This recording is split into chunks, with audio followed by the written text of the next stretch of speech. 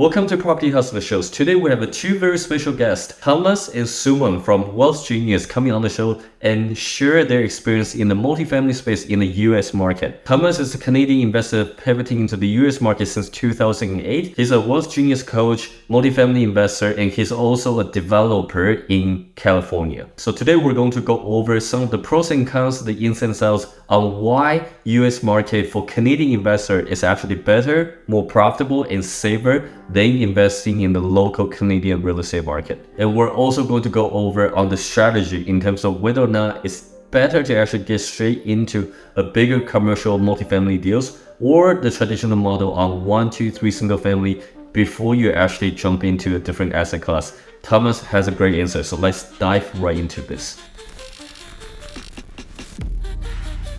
Thomas, do you mind explaining why real estate in the US is actually better than the real estate in Canada? I love this question, and there's so many reasons, but I want to start it off first from an opportunistic standpoint. US is 10 times the size of Canada. You've got a population that's that much larger, so you've got so much more opportunities. You have 50 states for investors to look into. You've got cities which have millions of people. As a dual citizen, born and raised in Canada, I can see that, the Canadian market is much smaller. So from an investor standpoint, much less opportunity. I mean, a lot of people are going to smaller towns, but I keep stressing the importance of exploring the U.S. So from a size and opportunity standpoint, I think the U.S. offers much more. Then we have affordability. I mean, Canada in general, the average home across Canada is approaching $800,000 versus the U.S. it's like $350,000. And if you've got several states, you probably have the majority of states in the U.S. where the affordability is significantly better than Canada. And to kind of dial it in even further,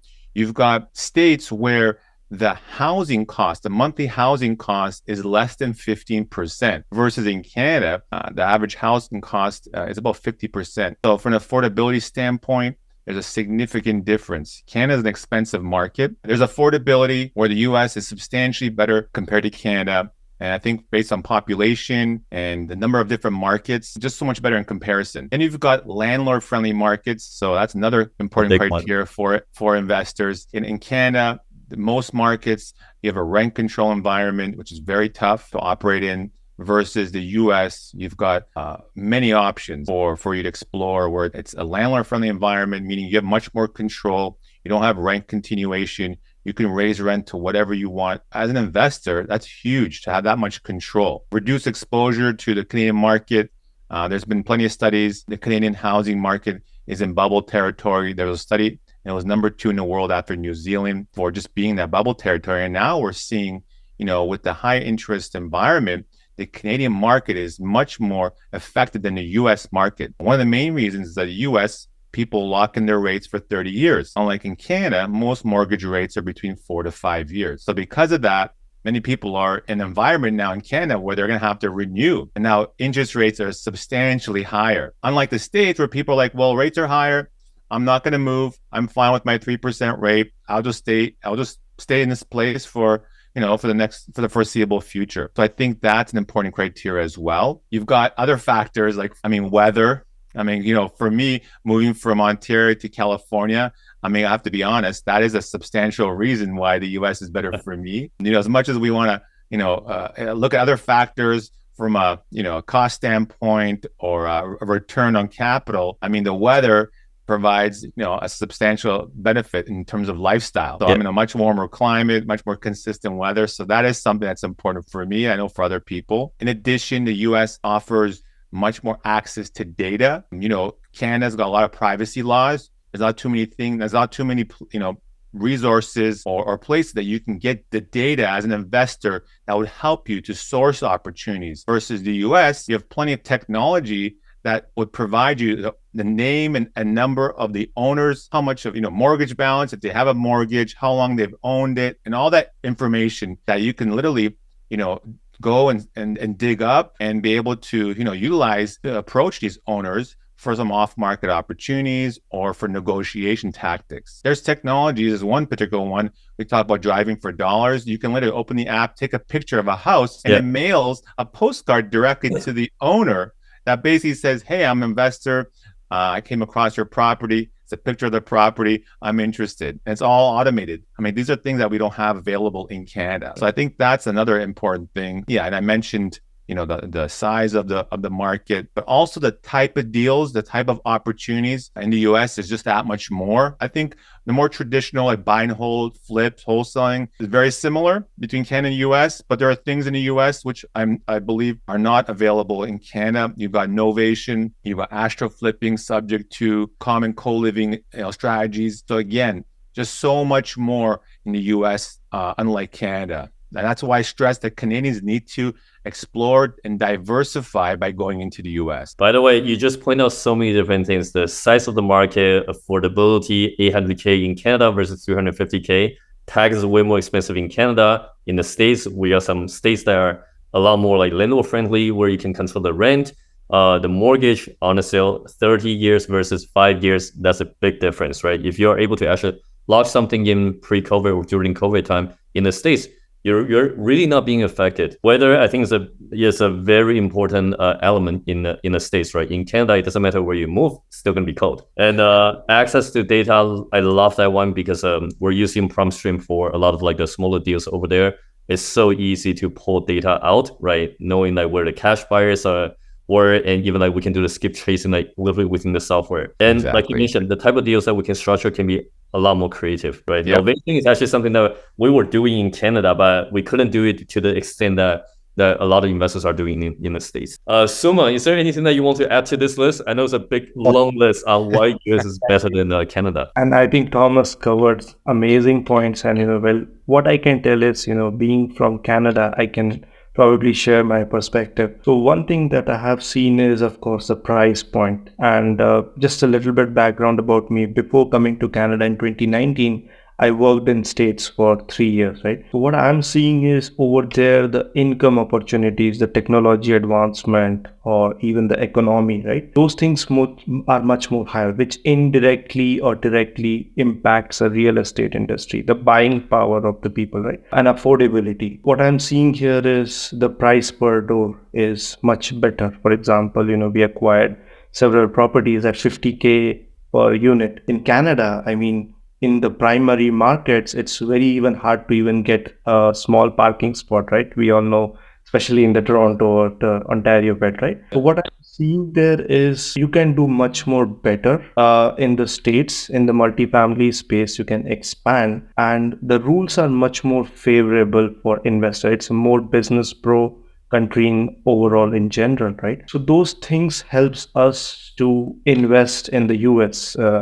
And the second thing is kind of affordability, I would say. As I said, at 2 million properties, we can buy a larger multifamily. So you're diversifying your risk by having more doors for the same price point. So that's where I feel that, as a country, it's more investing pro, it's more affordable.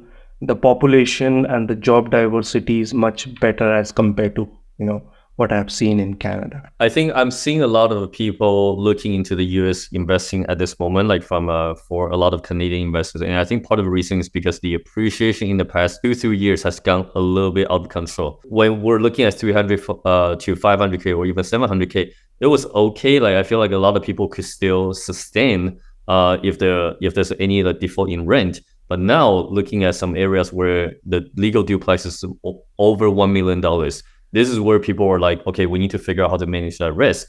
And I think Thomas had a great point on the landlord-tenant board. Landlord-tenant board right now is the biggest risk for a lot of Canadian landlords, especially in Ontario, right? My previous eviction took me 13 months to actually get through that. I don't think you can see that in the States. Things will just be a little bit quicker. So I do have a question though. At which point do both of you actually start looking into the US market, and what gave you the courage to actually invest out of country? Because I see a lot of Canadian investors, they are considering, even if they know that it makes sense, logically speaking, it's hard for them to actually pull a trigger. And I just want to kind of understand your emotional point of view on how you actually made that transition into the US. Right. For me, a little bit of a unique situation because I moved to the US. So my wife's American. I got my green card, moved to the US, and then eventually became a US citizen. I'm a dual citizen, and I've been here for 10 years. So it was natural for me to explore the market I'm living in. Now, I don't invest predominantly in my where I live. I live in California. I do have one project, a new build that I'm involved in, but for the most part, I'm investing out of states, in states where, fundamental, numbers make sense. And as Suman mentioned, affordability, we're acquiring 50,000 per door with projected rents at $1,000 per month. So forget about 1% rule that I know we talk about in Canada. That's a 2% rule. So just from an opportunistic standpoint, I mean, that's impossible, virtually impossible to find in Canada. That's, again, one of the reasons I encourage Canadians to explore the US. So some of the reasons I mentioned previously, just kind of like the landlord laws and the bubble territory of Canada in general, and now a high interest environment. It's very risky in Canada to be investing. I mean, where's the predictability?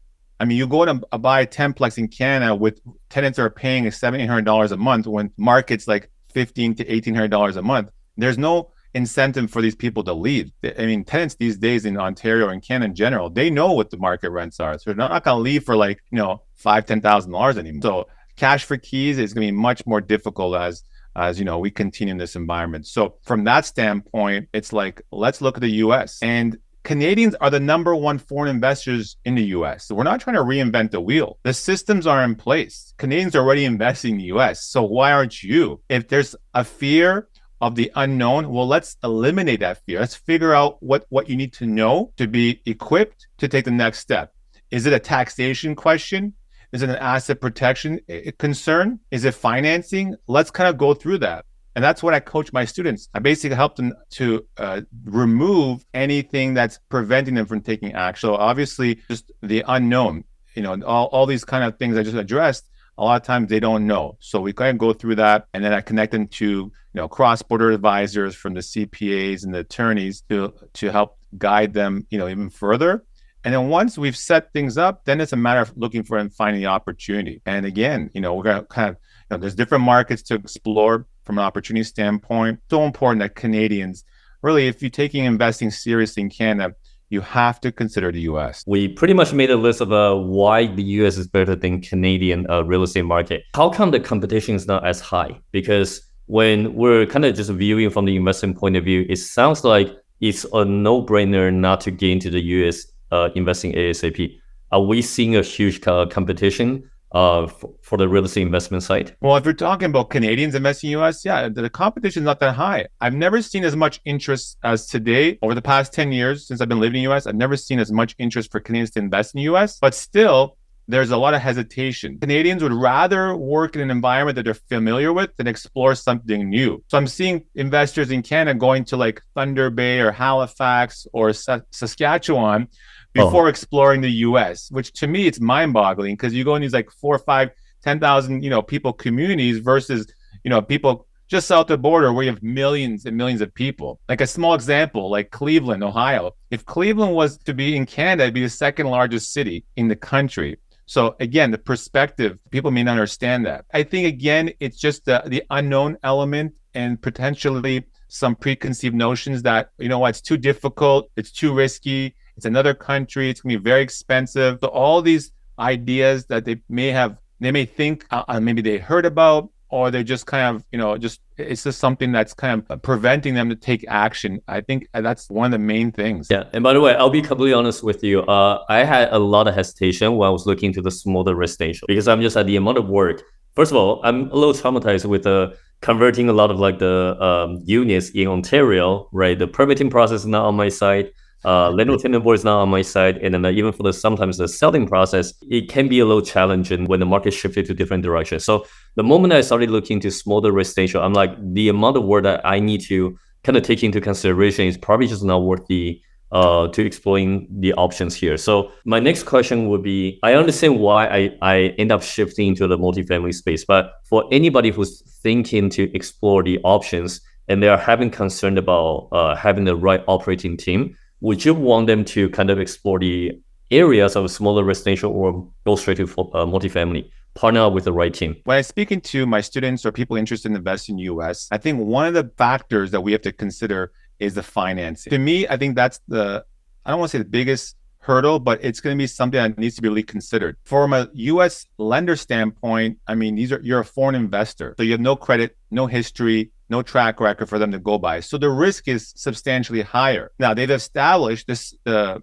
industry has established some foreign investor products, but they usually kind of cap out, between 1 to 4 units. So it's definitely a smaller type of asset class to be able to get, conventional finance. Once you try to get into larger is where you're going to have some pushback. What I normally guide my students is you've got one of two options, in my opinion. One, you start building a track record with smaller assets and then build that track record to be able to level up, build a relationship with that lender. And after maybe a first year, you've acquired 3, 4, smaller assets. Now you've proven to them, you've got a portfolio, you've proven that you're able to do this, you've got some credit history, potentially a tax return in the US. Now the risk is substantially lower for them to kind of like lend you more capital. Alternatively, partnering with American is a potential avenue where you're leveraging that American system's expertise and be able to just grow with them. So that's definitely an opportunity where you're just kind of like jumping to level 4 and get into a larger deal.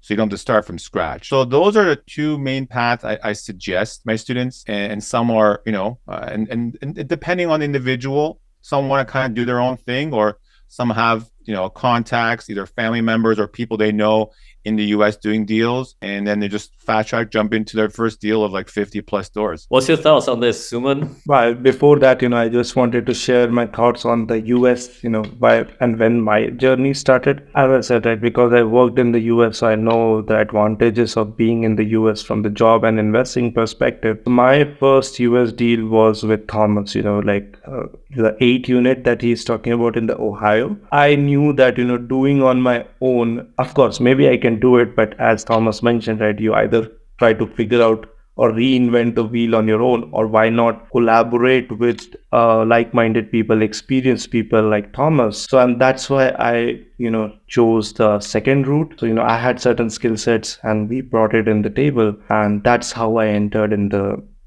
US with that. And then this year itself we were able to cross 100 units just in the US market. I wouldn't have been able to do it on my own, right, had it not been the right team. So first, the right mindset, the right value add, and working with the right power team is absolutely essential, right? Those are the things from my side I would like to share. And the second perspective I wanted to bring is, if I compare the 8 unit, my first US, that was at about 600K Canadian. Okay. Now, if you see a perspective, like I have single family homes which are double the cost, but I'm more restricted in terms of what I can do with it, and I'm more cash strapped, right? And if I compare the number of units in even other provinces in Canada, I'm buying it at a double price, right? So you have to see leverage, your return on your investment, time and equity. So these things you need to consider, and that's why US makes more sense to me. To add to what Suman mentioned, I used to be heavily invested in the Windsor market, which is about 4 hours from Toronto. And at that time, I initially invested, you can find a single family home for 100,000 in Windsor. That's no longer, the reality. I mean, duplexes were 150, now they're like 400. But, I recently had one of my realtor contacts there send me an 11-plex in Windsor, and it was for about $1.8 million for 11 units. So the current rents for that were about $8,000, underperforming. And, the upside was potentially about $15,000 or $16,000 for 11 units. I'm like, okay, now the challenge is, how long is it going to take you to get to that? 2 years, 3 years, 4 years? It's unknown. I help my friend understand. I'm like, now let's compare this to a 38 unit building that I acquired for 1.8 million. So similar price points. So now you have 11 units, 38 units. This one is currently grossing $20,000, and an ARV, it's going to be $35,000. Just to kind of put like a kind of a comparable, I asked them, is this 11 units ever going to be able to generate $35,000 of rents? And he's like, no. I'm like, well, there you go. And then on top of that, there's no predictability. This one, we can easily predict over the next, 2 3 years, we should be able to turn over all the units. If we average 10 to 15 units a year, we should be able to do that. And that's kind of the projection where that's happening currently on these assets that we have acquired in the landlord-friendly market. So right there, is a perfect example. And I asked him, I'm like, well, where would you invest? And he's like, I have to get on this US stuff. I'm like, exactly. So it's not like we're looking at completely different deals. I'm like, just from a cost standpoint, you do a comparison, it becomes pretty clear on why Canadians need to explore the US. No. Here's the thing: the natural tendency turnover is around 20% in multifamily space in Ontario, and part of the reason is because you can't just ask people. There's a rent control, and you can't ask people to move out without a reason, right? And that's why there's a huge, I guess, hate on the landlords for exercising the renovation, right? You're using the renovation to as a reason to actually get people out, which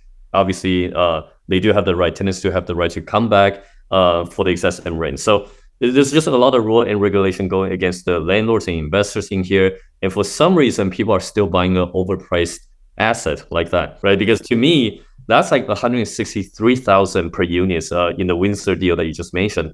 And the 38 unit projects in Ohio, that was less than 50K. Right. So the amount of difference is just very significant. And just one more perspective, I wanted to give. Like recently, I got on the table one 11 unit in another province in Canada, like 11 unit for 3.2 million, right? So now, nothing against any market, but when I'm part of deals where like I'm getting on the table a high quality deal at 50K per door, right?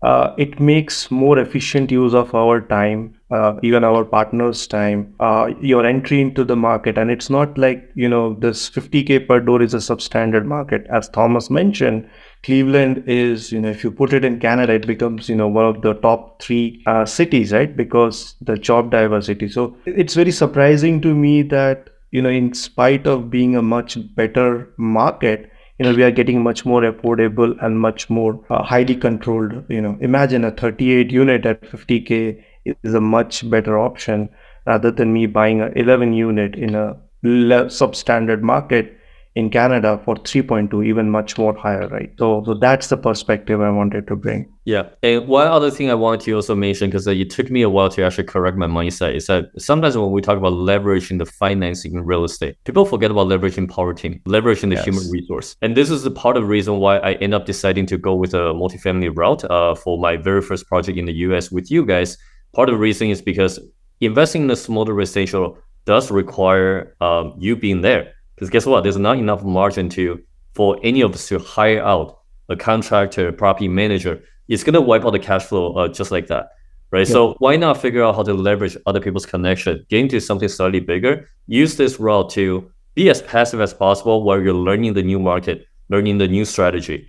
And hopefully that can be a transition to you, or maybe that's a comfortable investment moving forward. I love that. I share a similar sentiment, and I share this all the time with people. The smaller multis, the smaller properties, you can hire out property managers. There's not enough margin. Yes. So you're right on the point. And leverage, too often we think about leveraging financing from the bank, but leveraging other people's contacts, systems, leveraging their resources is huge, and that's why I kind of guide my students. I say, well, if you can do this a slow path on your own, like buy a couple of duplexes and then triplex and then potentially level up after a year or two, or partner up with someone who's already has a system doing larger deals where there's more meat in the bone. And then you're going to not only get involved in those deals from an equity and a partnership standpoint, but you're going to learn a lot more in a shorter period of time. And then you're right. And then going forward, you may be fine with that. This is great. It's much more, hands off. And that could potentially be, your investment direction going forward. And if you see one perspective, we all, when we started learning to drive, right, we had a instructor with the same controls, right, unless and until we get comfortable with driving on our own. So similarly, look at the investing. Would you prefer to do everything on your own, try to figure out and do the crashes, or have someone who has done it before you? And once you get comfortable, then you can probably start executing a much more bigger roles and responsibility. So that's how I see investing. And also, investing is supposed to be as passive as possible. So some people just want to go for the active route for no reason. So let's say for the listener or audience who's listening to this episode, they feel like, okay, it does actually make sense for me to start investing in the US. What is my first step? What is their first step to actually start looking into the city and see which one is actually most suitable for them? Well, for me, I always start off by telling people looking at property is more like step 3 or 4. The reality is you really need to understand how you're going to, your setup, how you're going to be investing in the US. So the first conversation is most likely with a cross-border CPA. You're going to be sitting down, understanding, from a taxation standpoint, what's the best setup. And then from there, you'll be talking to the cross-border attorney, and he would be able to actually, establish these entities for you. And then you're talking to the lenders to understand what financing options are available for you, unless, of course, you partner with some US people or experienced operators that you can kind of bypass that. Those three are pretty much the first three steps. And also, I do want to mention to Canadians the difference when making an offer in the US. You need to have your financing in order, because pretty much every offer, you need to have proof of funds, which is very kind of like, it's very different than how people operate in Ontario. And what I mean is that if you make an offer on a property, you need to be able to show bank statements where the down payments can be coming from, unless, of course, you're making a cash offer. You need to show proof of all the cash in a bank account. And also, if you have financing lined up, you need to have that kind of in a position. So you either have your lender, speak to the seller's agent, but make them feel comfortable that you are in a position to close. So that's very important, because I know how it is in Ontario. People making offers, and it's like, it's an afterthought of figuring out where the money's going to come from. Once those three steps are really kind of like established and very clear, and things are in process, then it's starting to identify, okay, let's start looking at properties. And I think the next step is like, where? Focus on multifamily. We need to identify, markets where opportunities exist. Now, I have certain states and certain areas that I'm focused on.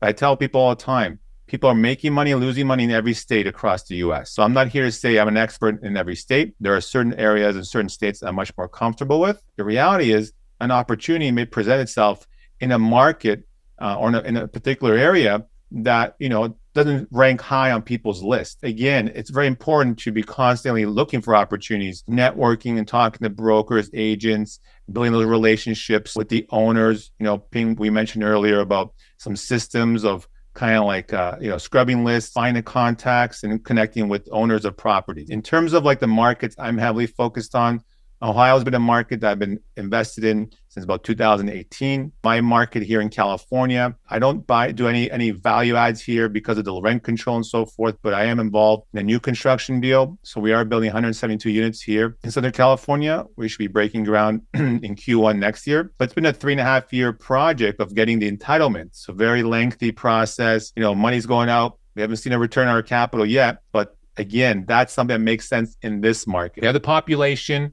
we've got the demand, and and I have the team. I've been lucky enough that my father-in-law is a builder, so we're going to be building 172 units next year, over the next couple of years. But it's a substantial project. We have an upside valuation of over 60 million once all said and done. But that's something that I would only consider doing here locally. Out of state, again, Ohio and Texas is a deal, is another market that I'm currently involved in a project over there, and Arizona. So those are pretty much my 4 areas that I'm focused on. I know Florida tends to be highly ranked in a lot of people's lists. I was there 3 times last year looking for opportunities. I'm heading back in December, but there hasn't been anything that really stood out to me from an opportunity that made sense for me. Most opportunities I see in Florida tend to be short-term rental ones. That's not my focus. And I want to kind of mitigate my risk that a deal needs to pencil out with standard tenants. And then if I'm going to throw in some STR or MTR, that's just gravy on top. But too often I see the deals over there where they only pencil out with STR. You put in a long-term tenant and it's just a negative situation. So I haven't pulled the trigger on anything out there, but I do have students and other people I know who are actively involved in deals in Florida. But for me, again, as some of the examples we mentioned, like the Ohio's, where we're able to pick up for 50 grand a door and be able to, get substantial rents, especially in this high interest market where interest rates are like 7-8%, we're acquiring assets 7-8 to 8 caps on the buy. So that's another important criteria. With higher interest rates, a 4 or 5 cap doesn't make sense. And too often people are just jumping in what I think is a pretty risky endeavor. So again, it's very important that you understand, and balance that risk. And even from a development standpoint, that's only about maybe 10-15% of my overall portfolio, the land development game, because those are long-term plays, not a clear-cut, understanding of when you're going to get the approval. Again, 3.5 years Money's been going out. Finally got the approval earlier this year. Then I had to raise the capital, bring in some partners to help fund and be prepared to do the construction and qualify for the construction. So that's a whole other game in comparison to the more traditional value add play. The stress level must be high in the development game. It's a lot of waiting game, right? Yes. By the way, Thomas, I love what you said about, and this is what I usually refer to SMP assessment sequence. You figure out your strategy and then see if the market can support that, and then you look at the property. In your case, you added the financing for Canadian investors because you do need to actually talk to some power team first, your accountant, attorney, and make sure that your financing is actually in place before you start going through the motion of assessing the deal. Love that. Final question.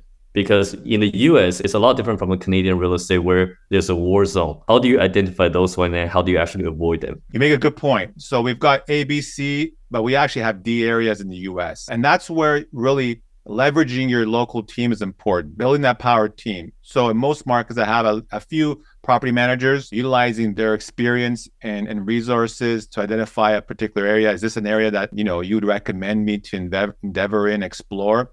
In addition, I go to these locations. So like I was just about 3 weeks ago, I was in Cleveland, walking some of our buildings and exploring other opportunities. I've done boots in the ground events there. We brought in about 25 investors back in June to that market. And we're, over 4 or 5 days scouring different areas, identifying those D areas that you definitely want to stay away from. So in-person visits, your local boots in the ground, other local experts. Like I'm constantly building connections with commercial brokers and asking them questions. And it could be as simple as, here's a deal. What do you think about this? And then get their feedback.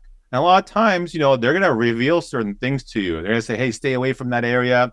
Well, that's pretty good. That's a transitioning area. As I mentioned, we bought a building in a C minus area. It's probably not an area I would live in, but it's right on the path of development. So within 8 blocks from us, we've got one of the second largest hospital, in the country, a Cleveland Clinic. We've got developments from the city expanding. So yes, maybe today's a C minus, but over the next 2-3 years, it could start becoming more of like a C plus and long term become more of a B. Or versus other areas like further away from us, but not that far, they may just remain a D for a long time. So again, it's very important to do your research, building those relationships, building that trust with those local experts, and again, making the decision based on facts. Love it. Anything else you want to add, Suman? No, I think he pretty much covered on the importance of market research first, having the right power team, the licensed people, you want the right tax advice, legal advice, securities advice as well. And, just for your audience, a real estate lawyer is separate from the securities lawyer. So, some people, investors, they think, oh, I have a real estate lawyer, let me get the securities questions also answered. But no, those are two separate lawyers. So especially when you are raising capital cross-border and, working those, definitely consult the right people, including the securities lawyers. You know what? Thank you guys so much for speaking about your experience. And for those who are interested in investing in the US or get to know you guys, I'll put a link down below. And if anybody wants to actually invest with us on the project, on our next coming project for multifamily buildings, we'll also put a link down there for people to fill out the application.